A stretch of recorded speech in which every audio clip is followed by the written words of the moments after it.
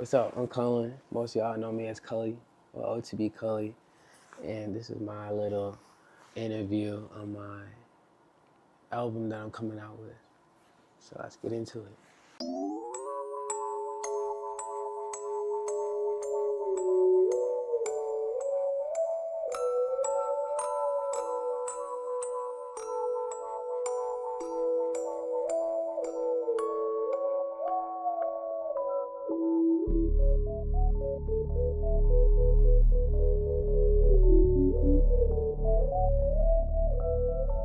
I'd say one of my earliest influences about hip hop would have been Lil Yachty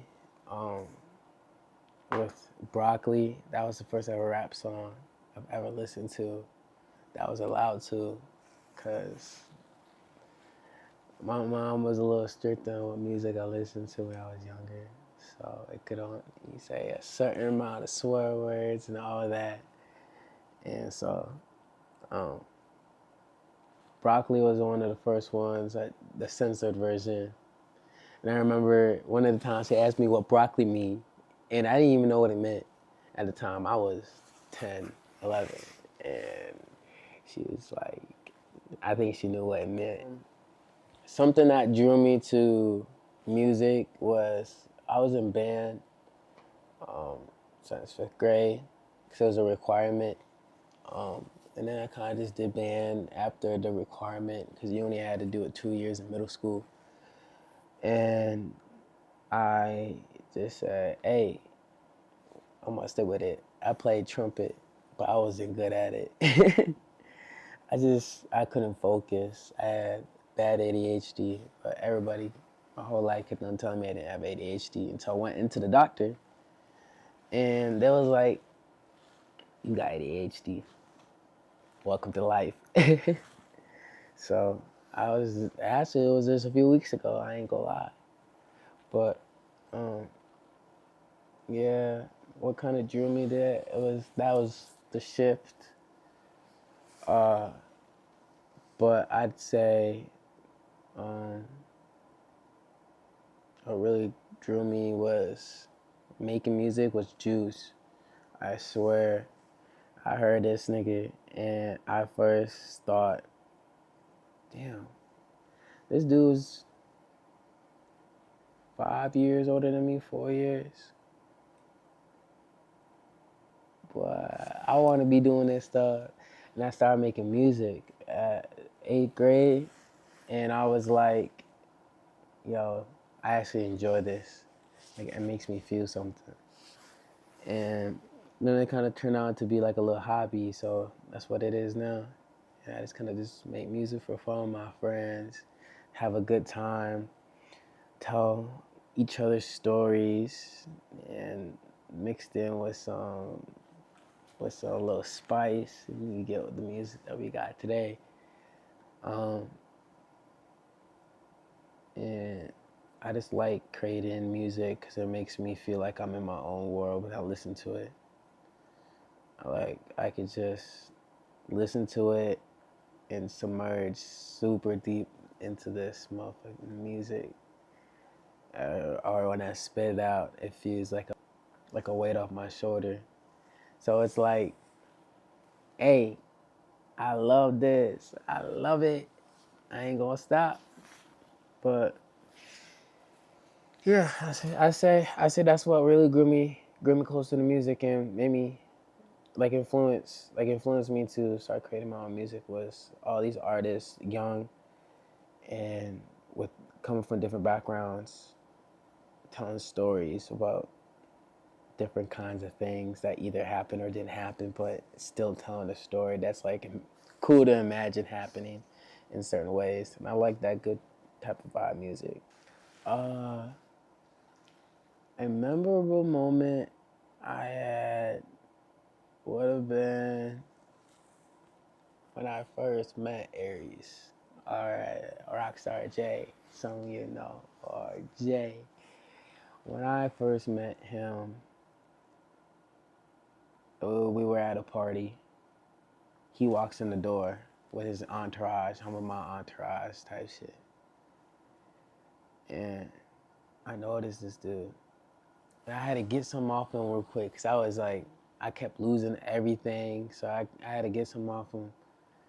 And I'm just like trying to figure out what's going on. All of a sudden, cops show up. Everybody running out the back. I give bro his stuff back and he disappears. I don't know where he went. The following 2 days after that, me and an old friend were hanging out with some girls and we pull up to a quick trip. Tell me why in a 300 red Chrysler Hemi swap, there's my boy Jay with his homeboy. They were like, y'all want to go to the M, which is a place where we from. It's just a big M on the side of a hill. And we was like, sure, let's go rock out. Cool over there. We slide over there. And tell me why this boy, we had the funnest times. We get in his car, he takes us in the back roads, and we skirting out of that. So that's where I got some videos in the trailer for the plot. That's where that day happened. So I'm glad I was able to find a video for that and produce that out. And I don't even care about like views or anything. It's just something I enjoy doing. So I don't care about hate or nothing. I got what I need is me, myself, and I got my crew, the OTB, at 500 ways. I don't give a fuck. I don't care. You already know how it goes. So that's what we really do.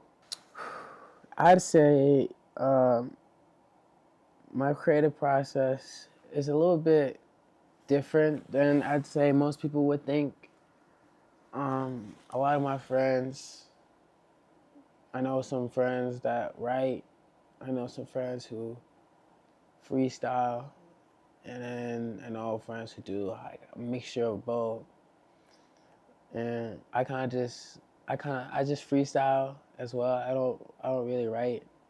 The only thing that I would really like plot down is like if I heard something in a song, then I would write that down, just like maybe quote off it in the far future. But like besides that, it's not really that much. I just punch in by myself sometimes. I like being in the studio alone, but sometimes I like having people in there. And I just trying to relate the situations we're in. We kind of chop it up in the studio and just catch up. And then after I hear everybody's catch up stories, I kind of like form something into a song. Like if one of my friends is feeling down or something, I could turn that into a song. If I had someone feeling happy and we're about to go somewhere that's super exciting. Like rodeo, me and Ben were gonna go to rodeo, and that's where the rodeo song popped up. It was like me and Benny pulled up in a Charger at the rodeo. Leave it to Benny, your fucking mama got your gun to deal down. She back down, Kubaya. Like I was flowing off that on that, and how it happened was me and Ben went to the rodeo. We pulled up in his blue Charger, a nice ass Charger. I'm proud of that boy. He's working hard, and we pulled up with our crew, you know, everybody in the squad, and tell me why this one woman come up the bed was flirting hardcore. She's like 40, maybe 30s, late 30s, early 40s. Hardcore touching up on this boy, trying to get him a seat in the stands, pointing to me and him like, follow her, let's go, all this stuff. And we was like, boy, hey. But then we was like, nah.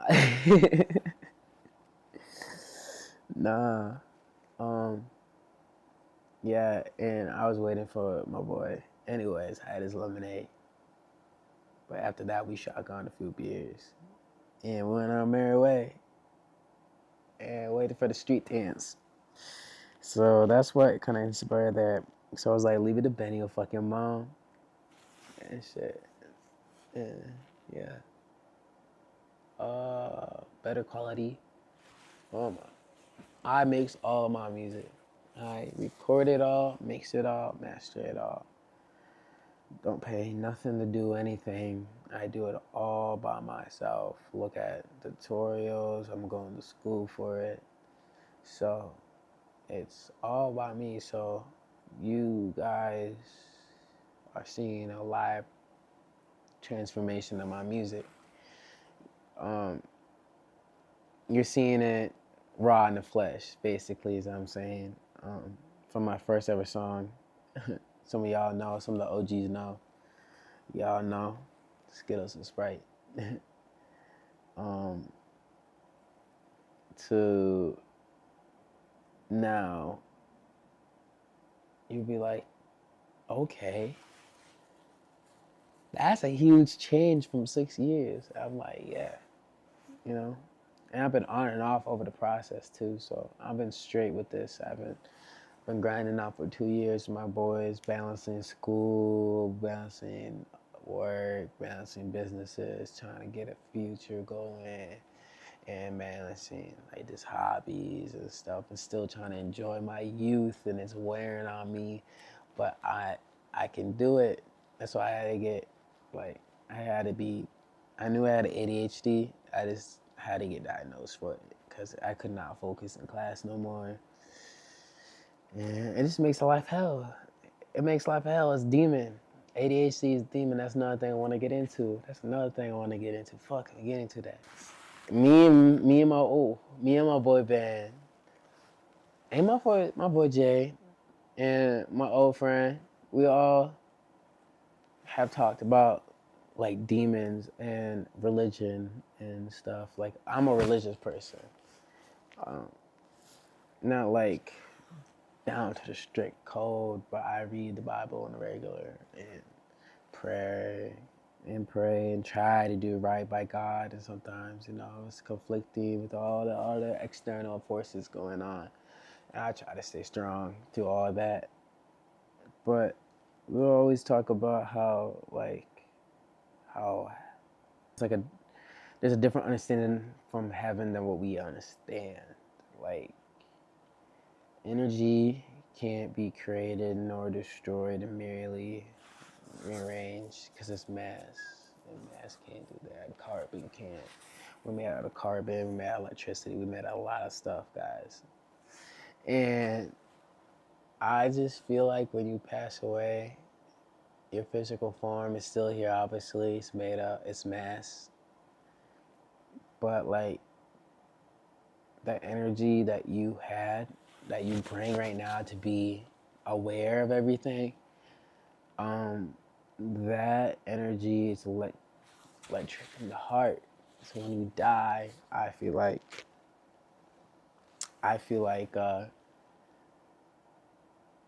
it just disperses in the air, especially when you get cremated. But how I feel like religion and stuff is I feel like we're already in hell and we face all these certain demons every day. Whether that's depression, ADHD, paranoia, bipolar, borderline,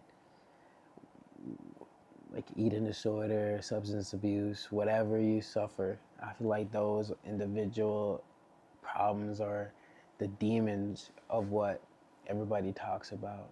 Like, not physical form of a human form or like some kind of creature entity. It's something that conflicts with our mind. And I personally feel like with how things go, we have to fight these demons. And we fight these demons to show God that we are worthy, but also not worthy of being in heaven because we're not perfect. Nobody is perfect. So we're always gonna sometimes fall subject to those demons and sin. But if we weren't supposed to sin, God would have made us perfect. But he made us able to sin so we can get closer to him. So that's how I feel like that. And if you're willing and if you are doing the right thing, you're trying to do right by any means for you and who you love, then I feel like we'd be able to understand life more, you know? But not everybody understands exactly that. So that's my view.